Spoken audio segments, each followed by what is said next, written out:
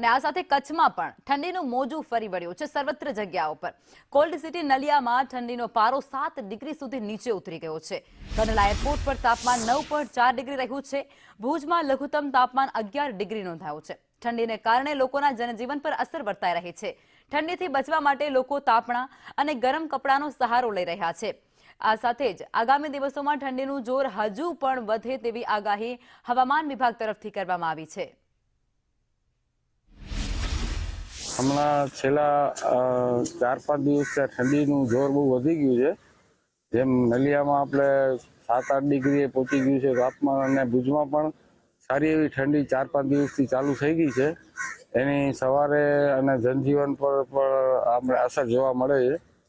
એટલે 4-5 દિવસથી જોર વધારે છે। ઠંડી આમ તો બહુ જરૂરી છે આપણા માટે, અને ઠંડી હોય તો લોકોની આળસ ઉડે, અને ઉડે તો કસરત કરવા આવે। અત્યારે વોકવે જે બન્યું છે એમાં ખરેખર લોકોનો ધસારો વધતો જાય છે। જેમ ઠંડી વધે છે એમ લોકો વધારે ને વધારે આવતા, એટલે લોકો જાગૃત બી થઈ ગયા છે એવું લાગે છે આપણા કચ્છમાં પર્ટિક્યુલરલી।